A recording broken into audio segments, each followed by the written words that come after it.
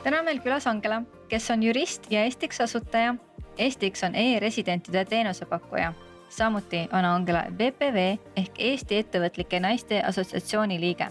Täna räägime, kuidas juristist sai õnnelik töötu ja ettevõtja, kuidas tugivõrgustikku kasvatada, milline on Angela panus Ukrainale ja millistest valdkondadest on e-residendid ettevõtet Eestisse registreerinud ning paljust muust.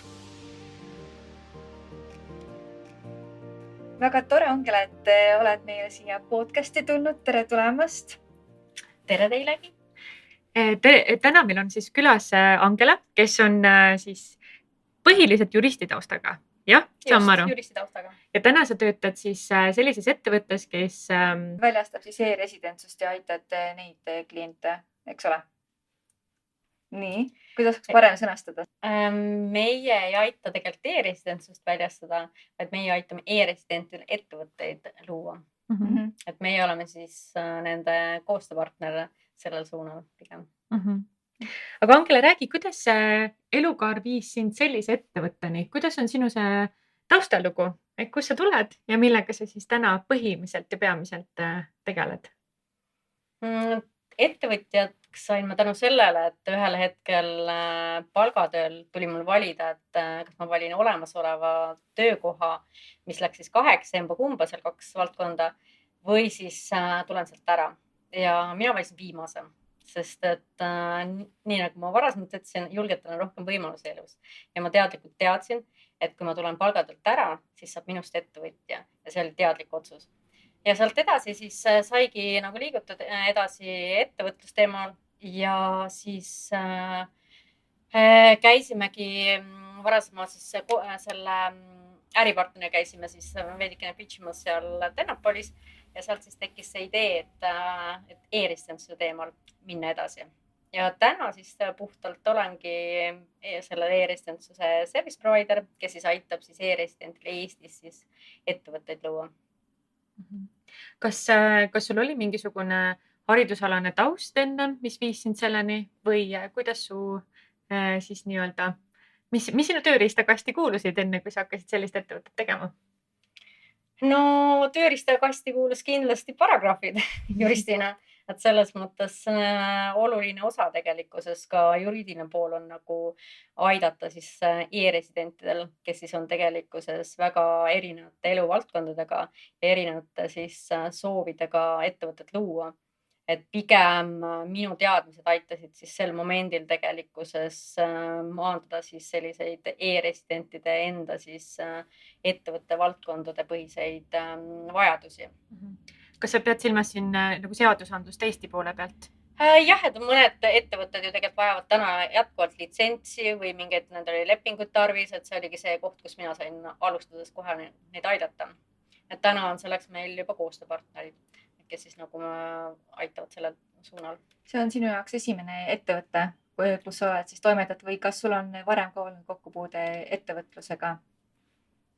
Samaaegselt tegelikult alustasin ka teise ettevõttega, et selles mõttes, et kogemus jooksis paralleelselt selles mõttes, et ega kogemused tulevadki läbi kogemuste. Et jah, et selles mõttes, et kui ma olin nagu töölt ära tulin, siis ma olin tegelikkuses 8 kuud töötu ja töötukassas arvel. Et ma võin öelda, ma olin kõige õnnelikum töötu, et selles mõttes see oli parim aeg minu elus, mis ma nautisin, sest et lõpuks ometi ma olin nagu vaba, ma sain nagu lihtsalt chillida, ma sain talvel täiega suusatada iga päev, ma sain lihtsalt õppida, lugeda, kogeda, reisida, et selles mõttes see on parim aeg su elus. Ja kui töötukassa ütles mulle, et sinu teadmiste ja kogemuste baasil oleksid sammu tööd leidnud, siis mina jätkuvalt ütlesin, minust saab ettevõtja. Ja eks ma mõistan nagu töötukassat, et nendel on neid tulevasi ettevõtjaid liiga palju. Igast ühest tegelikult ei saagi ettevõtjad. Igal ühe äriidee võib-olla ei olegi nagu nii hea, et edasi liikuda. Aga sa pead kindlalt teadma, mida sa elus tahad. Minu soov oli saada ettevõtjaks, teada, liikuda, kuhu ma tahan minna. Mis sind kannustas siis minema ettevõtlikkuse teed edasi? Et kust sul tuli see julgus? See tuli selles mõttes teadlikkusest. Kindlasti ka sellest, et olen kogenud erinevaid juhtimisstiile ja täna ma nagu tean ja teadsin ka sel momendil, et ma soovin luua midagi ise, mis tegelikkuses mind inspireerib ja midagi sellist, mis oleks minu sellise tiimi ja meeskonna puhul just õige. Et pigem see teadlikkus ja soov nagu otsustada ise, et mida ma teen, millal ma teen ja kus ma teen. Et selles mõttes sellist momenti, et keegi ütleb mulle, et kuidas sina peaksid täna tegema või millisele kirjale vastama. Et ma olin otsustanud, et mulle aitab. Tahtsid seda valikuvabadust endale ellu sisse tuua? Just, see on kõige olulisem tegelikkuses, et otsustada ise. Kas sul olid sõbrad või kamraadid, kes sinuga täpselt sedasama samal ajal tundsid või hakkasid sa otsast närima seda nii-öelda seda suurt ampsu ja kõik kuidagi hakkas lahenema läbi selle impulsi, et sa lihtsalt tahtsid teha midagi oma valikuvabaduse suunal? Ega samaaegselt kõik sõbrad nüüd ka töötud ei olnud, et selles mõttes, et korraga kõik ei alusta ettevõtlusega, et kes on nagu varem alustanud ja kes selles mõttes täna on jätkuvalt palgatööl, aga pigem selline, ütleks nii, et kui sa tead, mida sa teha tahad, siis sa ei tee seda ju iga sõbraga koos, on ju, et sa tegelikult valid, kellega sa alustad, on ju. Et see on ju tegelikult nagu partnerlussuhe, on ju, et sa igaühega ei alusta, on ju. Et selles mõttes samamoodi ka mentorid ja coach'id, et kui sa valid endale, siis valid sellise teadliku inimese. Et pigem ütleks nii, et täna on minu ümber rohkem ettevõtjaid kui sel momendil. Et sel momendil võib-olla oli selline 1-2, keda ma nagu hindasin, et täna neid nagu rohkem, et selles mõttes kelle poole pöörduda. Kas sinu esimene juriidiline dokument, mis sa oma ettevõttega sidusid, kas sa tahaksid sellest protsessist ka rääkida, et kuidas üldse algab see ettevõtte ülesseadmine, aga just juriidilise poole pealt? Et kuna sa oled juristi taustaga, eks ju, et mis oli sinu esimene kuidagi mingi dokustaat, mida sa nägid, et sa pidasid vajalikuks hästi nagu läbi mõelda ja selle ümber nagu toimetada, enne kui sa näiteks oma ettevõtte lõid? No ütleme nii, et täna on nagu see tehtud väga lihtsaks, et selles mõttes saad äriregistrisse ja sul on juba nagu põhikirja valmis, et ja kui sa oled üksinda osanik, siis tegelikult ei ole tarvidust, ma arvan, seda nagu täiendada, et ennem siis, kui tuleb järgmine osanik. Aga ega ma muud erilist ei teinudki, nii nagu seadus ette näeb, et põhikiri on ja see oli sel momendil tegelikult äriregistris samamoodi nagu blankett valmis on ja ja samamoodi siis ju, kui sa oled üksinda, siis sa tegelikkuses ei tee nagu täiendavalt midagi. Kas sa mingit äriplaani ka kirjutasid enne? Äriplaanid ikka. Et need selles mõttes, et on kõik nagu selles mõttes reaalselt, et ilma äriplaanita ja ideedeta ju tegelikult ei saa kuhugi liikuda, et peaksid kõik asjad nagu reaalselt kirjas olema ja ega see on nagu päriselus ka ju tegelikult, kui sa tahad kuhugi jõuda, siis tegelikkuses kuu eesmärgid, aasta eesmärgid, kõik päeva eesmärgid, et kõik on kirjas on ju. Et sellisel juhul on ka sellisel eelnõud kirjutatud ärimudelil ju jumet. Kas sa mäletad tagasi vaadates, kas sa järgisid ka kõiki neid, kas elu läks nii, nagu sa olid äriplaani kirjutanud?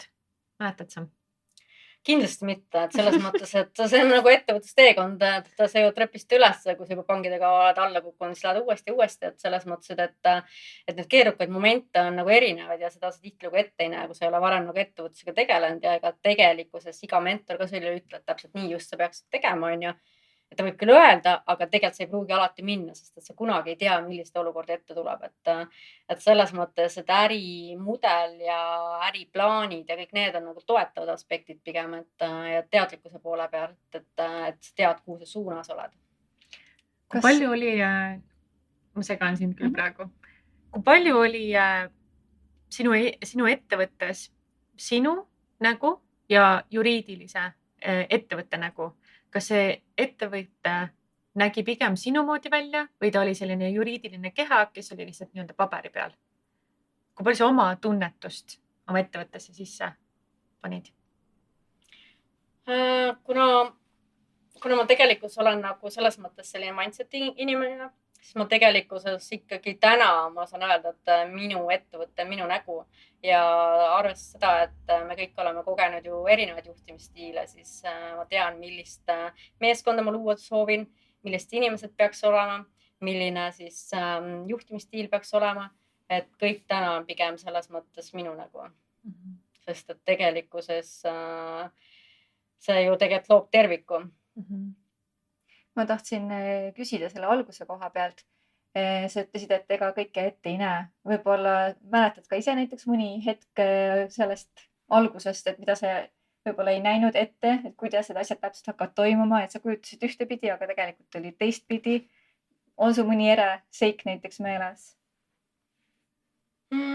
Kohe nüüd ei meenugi sellist eredat seika, aga eks neid olukordi oli väga palju kindlasti, sest et üks asi on see, et plaan paberil, aga tegelikult reaalsus on hoopis teine, et kuidas nagu üldsegi leida see õiged kliendid on ju, kes on see sihtrühm, et kõik need asjad, et tegelikkuses neid pangide kolistamise ja selliseid emotsioone ja väljakutseid oli väga palju.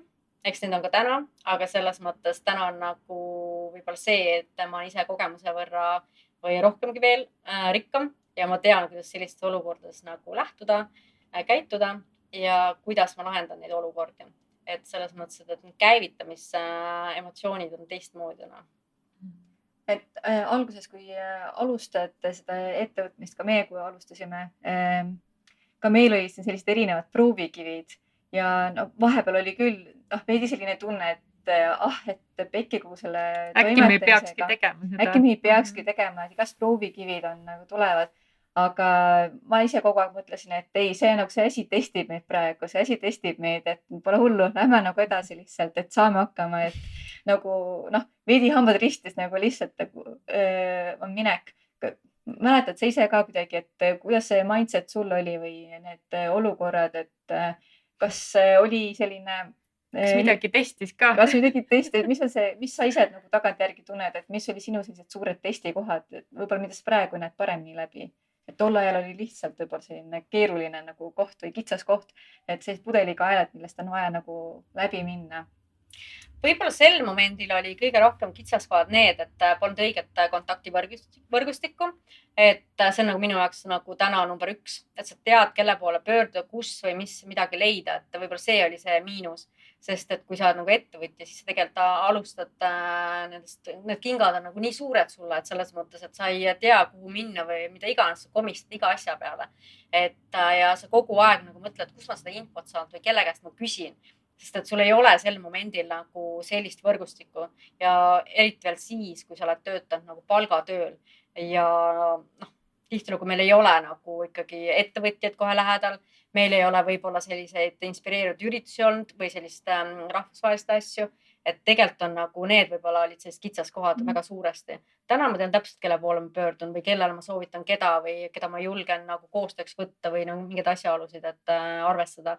Et võib-olla see on nagu selles mõttes oli kõige suuremad komistuspunktid. Sa rääkisid ennem, et sa läksid Tehnopoli, läksid pitchima enda ideed. Kas sealt hakkaski sinu see võrgustiku loomine? Ei, sealt ei alganud, et pigem sealt algas selline teadlik, et kuhu suunas me liigume ja see on ka tänaselt nagu selles suunas.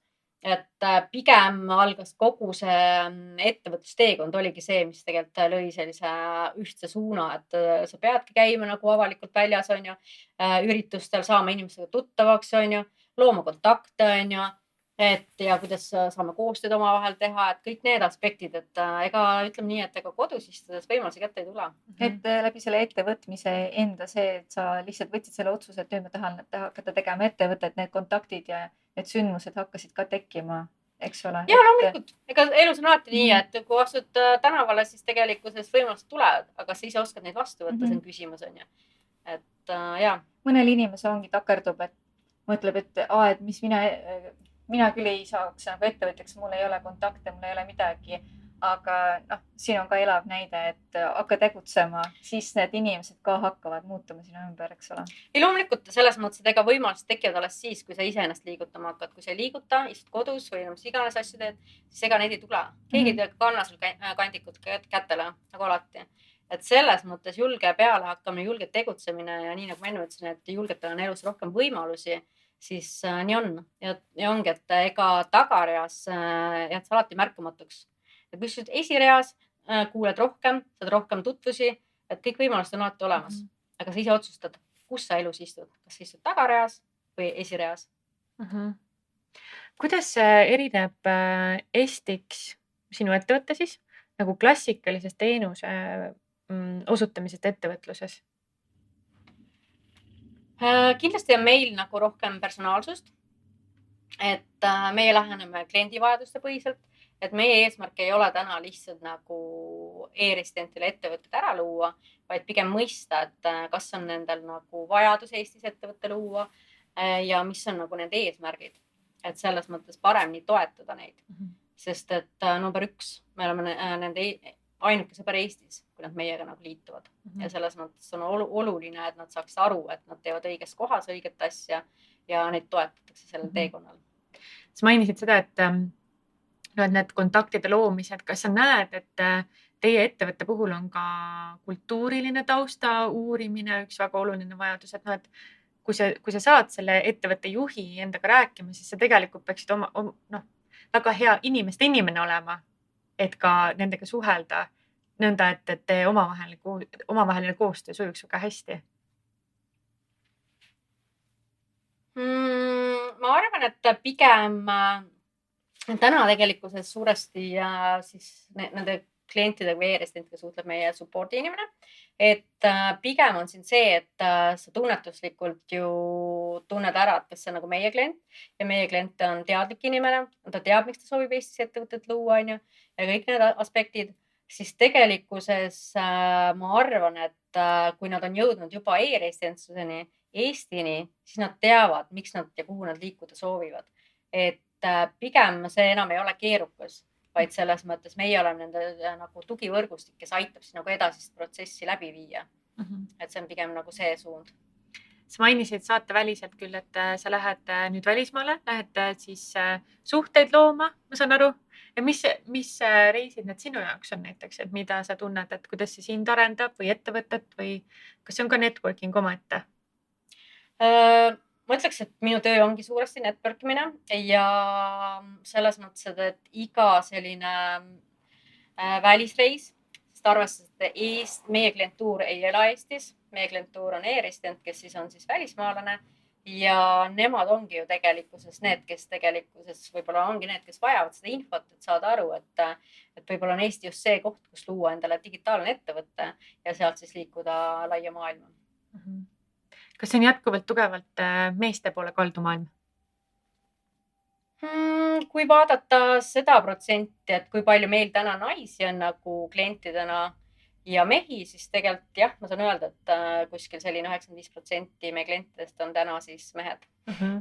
Jõuavad kuidagi selle infoni paremini, et võiks Eestisse enda ettevõtte siis registreerida? Võib-olla on ka see, et nendel on nagu selles mõttes, et eks mõtteid rohkem kindlasti. Nad on nagu kiiremad, julgemad. Ma olen näinud täna ise, et naised on võib-olla selles mõttes kaalutlevamad ja mõtlevad ja kauem, et kas luua ja mida teha ja võib-olla nad uurivad ka rohkem. Aga samas on ka meil erandid kinnitavad alati reeglid. Selles mõttes, et need inimesed ja naised on tihtilugu need, kes julgevad teha maailmas midagi teistmoodi. Kas sa tahaksid rääkida sellest, me jõuamegi hästi sujuvalt, hästi loomulikult, mulle hullult meeldib.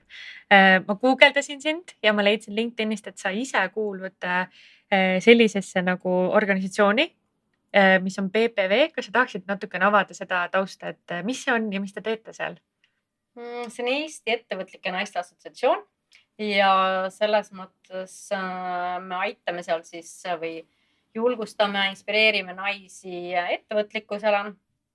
Ja selles organisatsiooni kuuluvad väga erinevate eluvaldkondade inimesed, kes on siis ettevõtjad, lihtsalt ettevõtlikud või siis ka erinevate siis ametkondade inimesed. Et ühtset sellist joont seal ei ole, et kõik oleks nagu ettevõtjad. Aga jah, et seal on samamoodi siis erinevad projektid, kus siis erinevad siis valdkonnad saab Eestis kaetud. On kaetud ettevõtlus, sooline palgalõhe, roheettevõtlus, kõik sellist aspektid, mis tegelikkuses aitavad nagu ühiskonnas tuua rohkem siis ka naisi esile. Kui kaua sa oled seal organisatsioonis olnud juba? Ma olen kuskil 8 aastat olnud. Päris pikalt. Ja, et ma olen olnud selle organisatsiooni siis Tallinna klubi noortejuht ja siis ka suure organisatsiooni rahvusvahelise Eesti organisatsiooni siis noortejuht. Mis need rollid endast kujutasid või mis sa täpselt tegid seal või teed siiamaani tähendab? Täna ma pigem olen natukene, tegelen rohkem enda ettevõttega kui seal organisatsioonis, aga samamoodi selles mõttes käin üritustel. Aga noortejuhi roll siis pigem oligi, et rohkem kaasata Eesti siis noori sellistesse tegevustesse, käia siis samamoodi koolidesse projektipõhiselt rääkimast erinevatel teemadel, sooline palgalõhe, eneseväärtustamine et need on sellised asjad ja siis ka rahvusvahelistel sellistel sümpoosiumitel asjadel osalemine. Miks oli sulle oluline käia noortele jagamas neid mõtteid?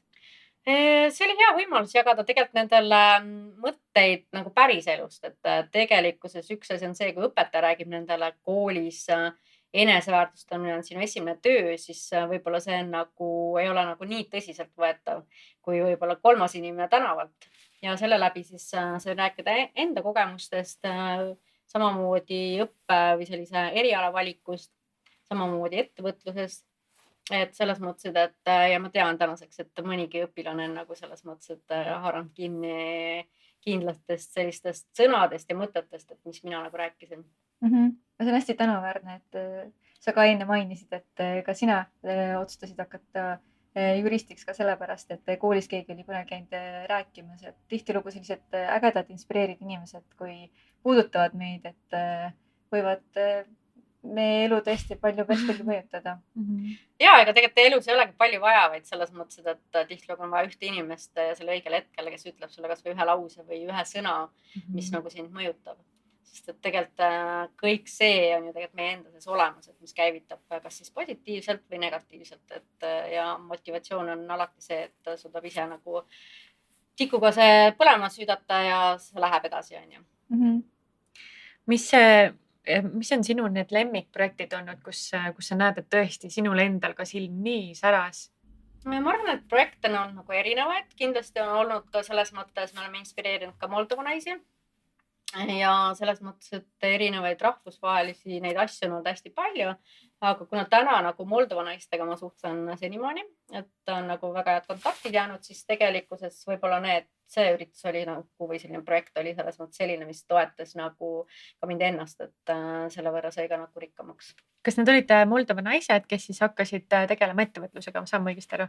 Ja, et täna nagu päris paljud on nagu siis, kes on coach'id, kes on oma tekstiiliettevõtted loonud või siis mingid turismifirmad, et kõik on nagu tegusad naised, et hea on nagu Facebookis jälgida neid, et kuidas nendel läheb, et kaasa elada. Issand, kui lahe. Kus siuke mõte, et Moldova just? See oli kunagi paar aastat tagasi Välisministeerium teeb arengukoostöö riikidele siis erinevaid projektivõimalusi. Kirjutasime selle raames siis projekti ja me saime nagu toetuse, et siis aitasimegi neid, et ja see oli väga õnnestunud projekt ka. Kas Eesti naistele on ka mingid sellised ettevõtluse mingid projekte, kus saab, ma tean, et need hajaasustamise need igasugused programmid on ja mingisuguseid asju saab veel teha, aga kas PPV siis nagu on ka selline organisatsioon, kus sa saad liikmeks astuda ja siis sa saad kuskil projektides nagu kaasa mõelda? Ja, et selles mõttes, et kui sul on soov nagu ettevõtlik olla ja rohkem kaasa rääkida Eesti ühiskonna teemadel, sellistel põletavatel teemadel, siis on iga kell nagu võimalus liikmeks astuda. Aga jah, et selles mõttes, et neid projekte on tegelikult tänapäeval nagu nii palju ja Eesti on ju Euroopa Liidus, et see ei pea piirnema ainult Eestiga, vaid saad ka Euroopa Liidu projektidest raha taodelda. Et selles mõttes on nagu piire ei ole, ütleks pigem. Ja ega Eestis on väga palju neid selle projekte asju. Kuidas sa muidu praegu näed ka ajas, kuidas see muutunud Eesti naised siis ettevõtlikkuses? Kas sa näed, kas nad on rohkem, kas selline, muudab inglise keeles empowered? Ja, kindlasti on nagu arengut on märgata, sest et kui ma ise olen 8 liige on, siis ma ju näen ju tegelikult, et liikumist on toimunud ja naisi on nagu rohkem ka ettevõtjaks saanud, aga eks see power tuleb tegelikult igal ühel endal seest ja me võime nii palju inimesi inspireerida ja julgustada kõiki asju tegema, aga kui sul seda powerit sees ei ole, kirge ei ole, siis no sorry, siis tegelikult ei toimu mitte midagi elus. Et kõik algab meist endast.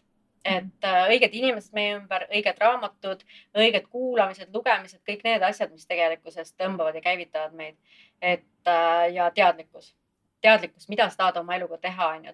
Kas sa soovid jätkuvalt otsida oma elus vabandusi või siis leida lahendusi, et need on 2 erinevat teed, et nad võivad minna paralleelselt, aga ühel hetkel lähevad üks paremale, teine vasakule, et meie elu on valikute küsimused ja julged tõesti liiguvad kiiremini edasi. Me rääkisime enne ka raamatutest siin saateväliselt. Võib-olla mainime ka meie saate külalistele, et sa tegelikult soovitas päris head raamatud kui ka coachingu kaarte. natukene aidata ka seda teadlikkust naistele jagada, kes on võib-olla sellises kuidagi kohas, et tahaksid hakata midagi tegema, aga kuidagi ei ole võib-olla neid tööriistu, et mis võiksid sellised head nagu ägedad tööriistad olla? Eks need tööriistad on jälle igalühel erinevad, et igaüht kõnetab tegelikult erinevad asjad, et mind kõnetavad teatud raamatud, mis on võib-olla paar aastat vanad minu jaoks, nad on käinud veest ja tulest, on ju. Kõik, kui sisse keegi vaatab, siis on palju plekke, on ju, sest on aru saada, mis on nendega juhtunud, on ju, ja samamoodi postitada on palju, aga see-eest nad on mul kõige kallimad ja ma ei laenuta neid välja. Et see raamat, millest ma ennem rääkisin ja selles mõttes, et on Maxwelli 15 kasvuseadust ja seal on nagu tõesti väga palju kulda, et iga asi on alla joonitud ja ka mõttega, et selles mõttes, kui ma alati lähen kuhugi tõesti pean ootama kuskil, mis iganes hambaarsti juures, siis ma võtan selle, pistan kotti ja ma teadlikult saan seda aega kvaliteetselt veeta. Et samamoodi need coaching'u kaardid on hea võimalus iseendalt küsida küsimusi, mida ma päriselt elult tahan.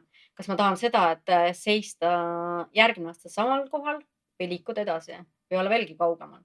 Et selline teadlikkus peaks tulema sellist endast, et ja need kaardid aitavad väga palju kaasa, need õiged küsimused. Ja tihtilugu aitab ka tegelikult mõni selline väga hea inimene, kes küsib sinu käest õigeid küsimusi, sellised sügavad vestlused, mis tegelikult muudavad sind tegelikkuses väga palju. Loomulikult see oleneb ka sinust endast, et kui õiges kohas sel momendil oled. Kui sa ei ole õiges kohas, siis sind võivad need küsimused ärritada. Ja sa saad aru, et tegelikult see on sinu kasvukoht. Ja sa võib-olla aasta pärast oleks valmis neid küsimusi vastu võtma. Mulle tundub, kui mingi küsimus ärritab, mulle tundub, see on siis just see õige küsimus, kus pole nii. Tähendab, et jah, et see ongi just see, nagu sa mainisid, see kasvukoht ongi just seal. Et kui jõuad hetkeni, kus see küsimus ei ärrita rohkem, siis tähendab, et on juba päris nagu võimas hüperatasti tehtud, et oled juba teises kohas endaga. Ja, et eks see hüpe toimub ka siis, kui sa enam ei otsi endale vabandusi. Sest et eks need, kes on juba piisavalt kasvanud, siis need vaatavad neid inimesi, kes kogu aeg vabandavad selle pilguga, et sealt ei tulegi tulemusi, et kui sa otsid vabandusi, siis sa tegelikkuses, kuidas öelda, siis jooksed ära oma hirmude eest ja kõik nende aspektide eest. Et jah, et eks igaüks valib oma tee ise ju. Sa mainisid, et see tuleviku suunda endal kujundada, et tegelikult saab seda juba täna teha, et millised on sinu tuleviku suunad või ootused, mida sa näed praegu, et võib-olla maadled millegagi, kas on seotud su ettevõttega näiteks? Eks need kasvukohti või sellised maadlemiskohti on meil kõigil ja võib-olla sellised maadlemiskohad tõesti on võib-olla oma ettevõttega, aga enda puhul ma näen küll, et on selline hea, mõnus rahulolu.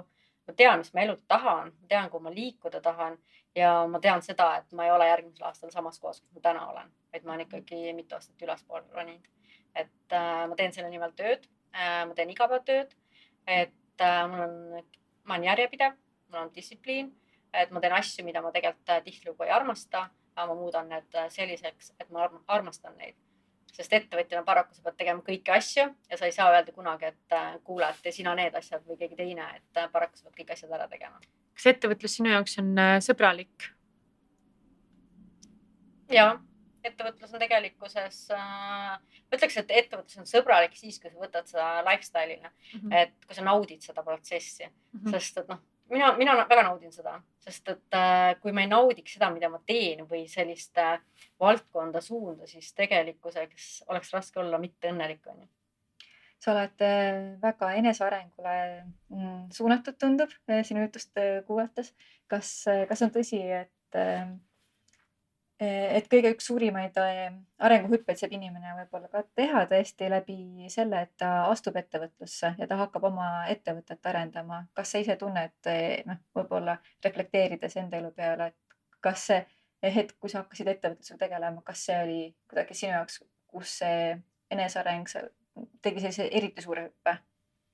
Ja, see on väga suure hüppe teinud, et selles mõttes, et kui rääkida sellest maadlemisest, siis tegelikult need olidki need erinevad probleemid, kontaktivõrgustikud ja kõik need puudumised, siis täna on mul see Kohtlar olemas ja ma ei maadle selliste asjadega enam.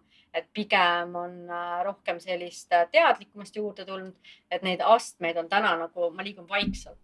et kui alustasid, siis pigem oli neid tagasiastumisi rohkem.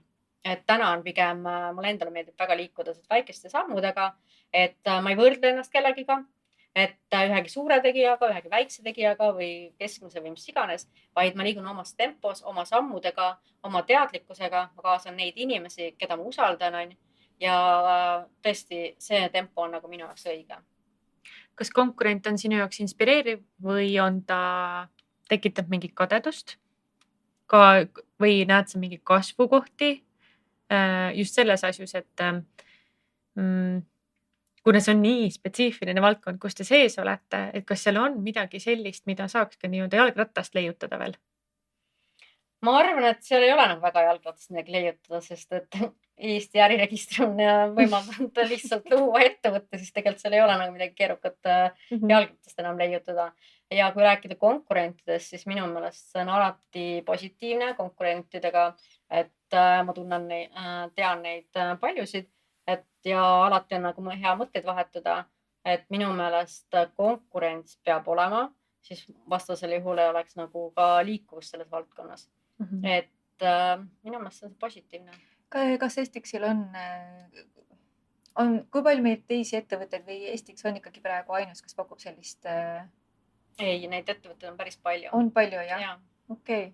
Et selles mõttes ettevõtteid on väga palju, kes sellist teenust pakuvad ja nendel e-residentil on võimalus valida igal ühel omal sobiv. Ja see on väga tore. Kuidas teie eristate ennast? Meie eristame puhtalt selle pealt, et meie oleme personaalsemad, me oleme oma teadlikud oma klientide suhtes, sihtrühm, et meie jaoks on iga klient, kes meie juurde tuleb, ta on teadlikult suuna leidnud, ja samamoodi meil on omad sihtriigid, kus me nagu tegutseme ja selle pinnalt siis on ka koostööd erinevad. Mida sa näed veel tuleviku jaoks, et kuidas saaks seda teekonda veel tõhustada klientide jaoks? On midagi või tundub, et see on täiesti saavutanud selle lae ka võib-olla? Et see on töötav süsteem juba. Et see on töötav süsteem. Ma arvan, et igat süsteemi annab täna nagu paremaks teha, sest et vastasel juhul, kui ütleks, et see on nagu maksimumi peal, siis ei oleks see õige. Et tegelikult on kõige paremad tagasisideandjad ju täna tegelikult e-residendid ise ja nad saavad anda, et kuidas saaks seda protsessi lihtsamaks teha ja kõiki neid aspekte, et kuna kindlasti nad on ka andnud seda tagasisidet e-residenduse enda meeskonnale, siis eks neid vaikselt liiguvad need asjad veelgi paremaks ja tõustatakse asju. Mul on üks väga huvitav kogemus endal. Ma müüsin enda IKE-lauda ja see mees, kes tuli sellele järgi, ütles, et tema alustas oma tiimiga, nad olid USA-kad. Nad tulid Eestisse, nad alustasid oma tiimiga, siis siin ma täpselt ei tea, mida see projekt endast kujutas, aga see oli mingisugune krüptovaluutaga seotud tegevus. Ta ütles, et ja me kolime kogu oma ettevõttega Eestist ära, registreerime selle ümber järgmisse, kui ma õigesti mäletan, siis see oli Dubai ehk siis Emiraatidesse. Et kas on mingid sellised kitsaskohad ka? No see võib-olla on väga poliitiline küsimus, et kus sa ise näed, et kus võiks olla see piirideta ettevõtlus veel sõbralikum e-residentidele? Ma isiklikult arvan, et võib-olla tänane ainuke kitsaskoht on tegelikkuses Eestis pangakonto avamine. Et Eesti pangad tegelikkuses soovivad väga sellist kindlat koostööpartnerid ettevõtjana, kes on tegelikult juba Eestis pikalt tegutsenud, tal on koostööpartnerid Eestis ja tal on ka meeskond Eestis, aga paraku e-residentidel, kes elavad väga erinevates riikides, tihtilugu ei ole ju tegelikult kohe alustas ühtegi meeskonnaliiget, nendel ei ole kontorid Eestis, nendel ei ole koostööpartnerid Eestis, et see on nagu päris keerukas. Aga õnneks täna on olemas fintech-pangad, kes tegelikult maandavad nende vajadused ära just.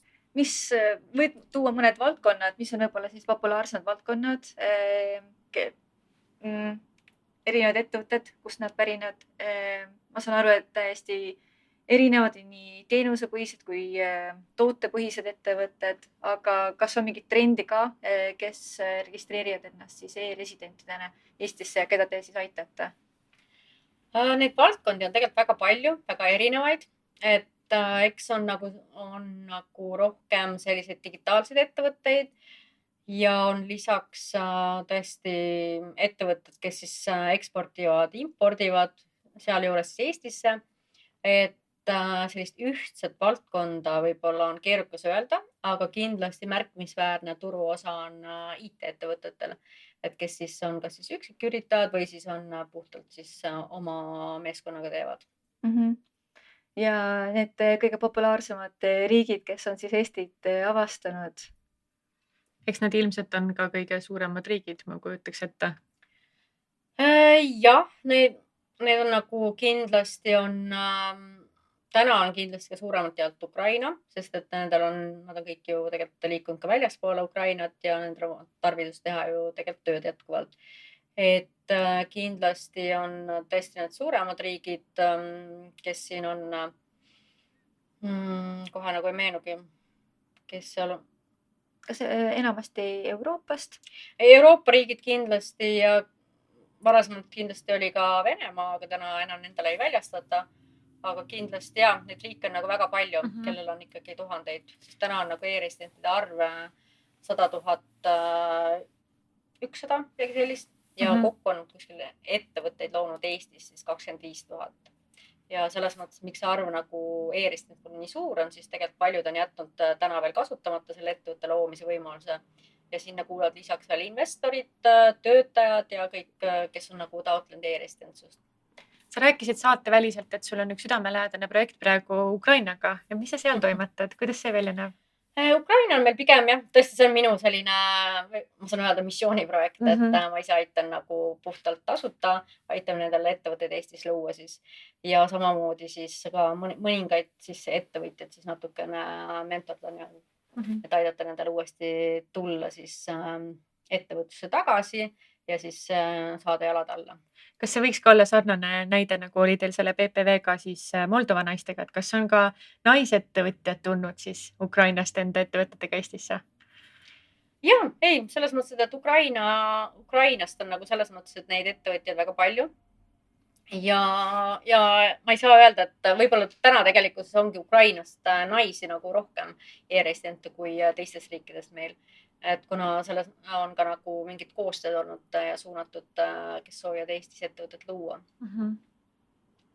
Väga huvitav on see, see on nii eriline olukord ka ja kuidas seda nüüd lahendada, et on hästi võimas on vaadata, et kõik püüavad oma teenuse ja valdkondade põhiselt aidata siis kuidagi, et see elu ei jääks seisma, et see siiski nagu liiguks edasi ja kõige valutumal moel, et kui see kunagi nüüd läbi saab, et siis on nagu variante küll ja veel, et ikkagi hoitakse kõvasti kokku, see on väga vinge.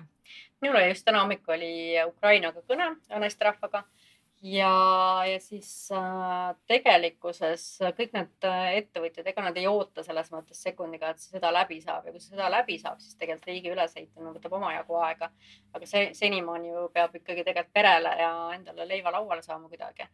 Et tegelikkuses on nad väga nutikad. Et siin paar nädalat tagasi oli just meie e-residendi poolt korraldatud konverents Eestis, Pravda Bloom, mis oli siis tegelikult suunatud Ukraina ettevõtjatele, Ukraina naistele. Ja kohale tuli ka siin päris palju naisi, kes elavad Kiievis. Nad sõitsid 2 päeva bussiga ja lennukiga, kes kuidas, ja jõudsid kohale. Ja nad said väga palju inspiratsiooni, kuidas edasi liikuda.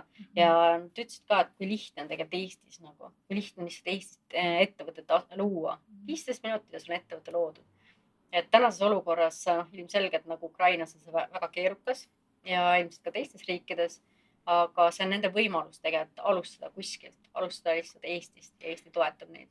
Et nende tugevus on nende nõrkuses praegu selles mõttes, et neid ajati nii-öelda tegutsema palju suurtemate sammudega, eks ju. Just, ja tegelikult on väga palju neid, kes täna nendest Ukraina, ütleks siis naistest, meestest tegelikult, kes kunagi olid tagareas, on nüüd väga tugevalt esireas. Ja mulle meeldib see. Ja mulle meeldib see, kuidas need naised nagu julgelt tulid nagu Eestisse, sõitsid 2 päeva ja nad teadsid, mida nad saada tahavad, millist kontakte luua. Et see ongi see teadlikkus, see otsus, et ma tahan muuta oma elu. Aga tihtilugu paljud inimesed lihtsalt istuvadki seal tagareas. Jälle nagu sa ütled ka, et see ressursi jaotamise küsimus, vaata, et kuidas sa nagu suhtud sellesse olukorda, mis on juhtunud su elus nüüd, eks ju. Et jah, on kaos, aga kuidas ma saan seda nüüd, see esimene šokk on üle läinud, kuidas ma nüüd kasutan seda? Kuidas sina näed, et mis jääb ettevõtjatel kasutamata? Tihtilugu vaadates mõningaid inimesi, kellega ma viimasel ajal nagu kokku puutun, siis pigem see hirm, julgus, kartus riskida, kartus eksida. Et pigem mina olen alati öelnud nendele, lihtsalt tehke ära, just do it. Et tegelikult sul pole mitte midagi kaotada. Kui sa kukud, siis tõused uuesti püsti, püüd põllud puhtaks, uuesti kukud ja nii edasi. Et selles mõttes, et kui sa oled nagu teadlikud otsustanud, sulle aitab sellest palgatööst, siis liigu edasi. Et pigem ma näen, et on sellist riskijulgust puudus. Et täna need, kes on juba ettevõtjad, siis nad julgevad riskida, mõned vähem. Et kindlasti on see, mis võib-olla vajaks nendele endal nagu seest välja toomist, et rohkem riskida. Mis sa arvad, et mis võiks inimeste, naiste rõhustada, sest eks see turvatunne on üks baasvajadus inimestel ja tihtilugu tundubki see ettevõtte loomine, kogu see tegemine kuidagi ohtlik, et äkki ma kaotan raha, et see eos tundub võib-olla kuidagi hirmuäratav, et mis sa ütleksid selle peale? Mis ta kaotab? 265 eurot kaotab ainult riigilõivu. Et kui alusta lihtsalt, alusta kuskilt, et see on lihtsalt endale vabanduste otsimine, et ma kaotan, ma kardan, ma ei oska, mul pole networking ut, seda, et see ongi see, et väga paljud naised ja mehed otsivad ka vabandusi. Võib-olla mehed vähem, et aga täna ma näen, et tegelikult väga paljud inimesed otsivad lihtsalt vabandusi.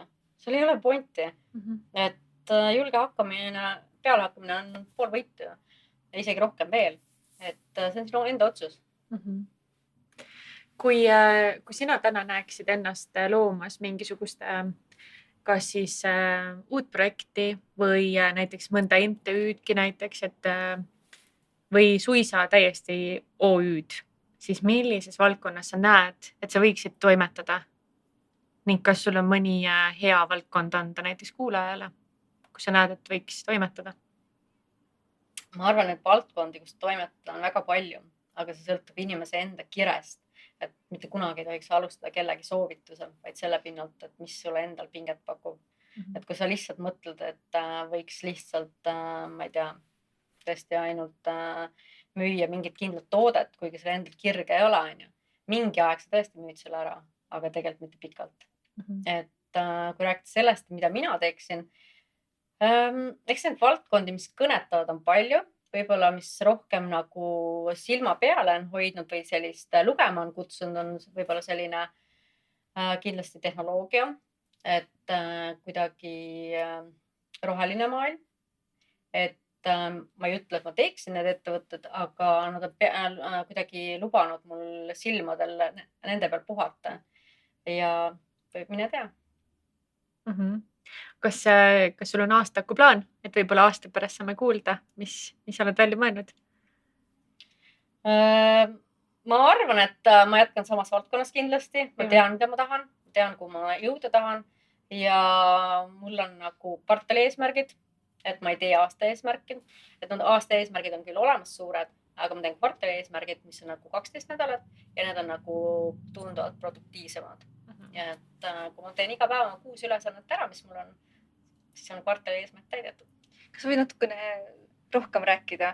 Kuidas sa oled selle üles seadnud? Kas on sul mingisugune oma süsteem? Kuidas sa oma eesmärke jälgid? Ma arvan, et siin kohal on paslik soovitada raamatut 12 nädalane aasta ja seal on väga lihtsalt ära toodud, et mida nagu ja kuidas seda teha. Et kahjuks minu andmetest raamatut enam ei müüda. Välja müüdud, et selles mõttes, et elus on nii, et parimad asjad saavad kätte julgemad, kiiremad. Seega, kui kuskil laenutus on, ma soovitan tegelikult lugeda seda. Ja teine asi, mida ma soovitaks lugeda, on 5 sekundi reegel, mis tegelikkuses väga toetab seda 12 nädalast aastat. Et ma olen soovitanud paljudele vabandust otsijatele seda raamatut. Mõni ei ole alustanud, mõni plaanib alustada, mõni on kordades läbi lugenud ja väga edukalt tulemust saavutanud. Et seal ongi kuidagi need kombos on nagu väga head, et kuidas päriselt nagu elus eesmärgid ära saavutada ja pannagi, see on võib-olla minu selline isiklik asi, et ma panen 6 eesmärki ja alustan kõige raskemast, teen ära ja kui mul jääb aega üle, tihti kui mõned asjad saad kiiremini tehtud, võtan järgmise päeva ülesanded, teen ära, et see liigub tegelikult kiiremini sul eesmärkide suunas. Minu arust see mindset isegi töötab, meil on eratreenerid, aga kahe peale, kes ütles samamoodi, alusta alati suurtematest lihasgruppidest, need on kõige vastikumad ja meeldivamad ja lõpp on lihtsam juba. et ka ettevõtluse puhul, et alati ongi alguses keerulisem. Ja nagu sa ütledki, see 6 ülesannet, mis sa võtad ette, noh, hakka kuskiltki pihta, on ju. Ja siis see lõpp tundub juba siuke eriti nagu ladus ja palju sujuvam, eks ju. Ja selles mõttes, et ega sa ei pea need 6 ülesandet päeva jutti tegema. Tegelikult need ülesanded tihtilugu osutuvad, võib-olla mõnest ülesandest tuleb 2 või 3 asja veel hoopis välja, et tegelikult nad lähevad suuremaks. Et tegelikult on lubatud ju päeval teha ju korraks ikkagi paus. Teedki korraks sellise diivani pausi, on ju, paar minutit. Minul nagu rohkem ei ole mõistlik teha, sest kui ma jään nagu selles mõttes diivanisse istuma, siis tekib see võib-olla teine, ma ei viitsi tunnet, aga siis ma tõusen automaatselt püsti ja selle võrra nagu liigud jälle asjad edasi, et sa pead tundma ennast. Et kui sa oledki see nutiinimene, kes istub diivanile ja unustab ennast Instagrami scrollima, siis sorry, et siis tegelikkuses muutuvad ka eesmärgid nagu tühisteks. See on ka jälle see natukene vabandus, eks ju. Ma korra annan enda selle lõdvastuse ja siis see märkamatult 2 tundi hiljemad ikka Instagramis. Ja. Inimesed võivad jah sellesse inertsi liiga kinni jääda, et nagu sa mainis ka seda diivani, et on okei puhata, aga kui sa nagu jääd inertsist puhkama nagu, sa juba oled nagu välja puhanud juba ammu, aga inertsist sa lihtsalt oled seal ja scrollid edasi, et see tuletabki, ma olen Mel Robbinsi neid videosid näinud, et see 5 sekundi reegel, et minu meelest ongi tähtis vahel lihtsalt see energia saada käima. Ja siis juba tulevad järgmised impulsid ka. See on sinu valik, et kas sa teed nagu 5 kätte kõverdus või 5 minutit diivanil on ja et ma arvan, et see esimene variant on nagu parem see tervisele ja tegelikult annab see rohkem energiat kui see 5 minutit diivanil.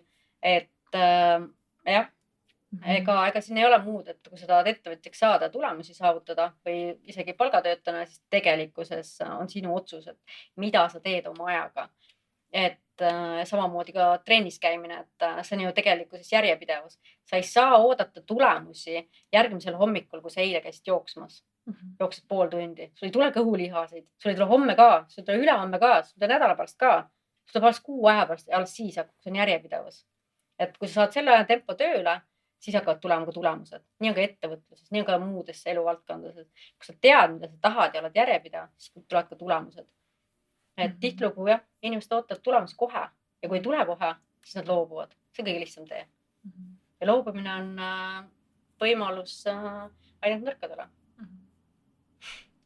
Ja vahest ka tegelikult oma enda isiklikust kogemusest, et ja vahel on ka õige võtta see loobumine, see kaotus korra vastu, mõelda asjad uuesti sirgeks, aga mitte uuesti alustamine. See on nagu suurem patt minu jaoks, et kui sa jäädki vassima nagu selle mõtte peale, et nüüd ma kaotasin. Et kui ma sinna nüüd istume hästi kauaks, siis ega sealt tunnet paremaks ei lähe. Uuesti, nagu sa ütlesid ennem ka, et lihtsalt põlved puhtaks ja proovid uuesti. Jaa, et tegelikult on nagu väga õige nagu valida igal hommikul, kas olla õnnelik, kas teha seda asja või mingit teist asja. See on sinu enda otsus tegelikkuses.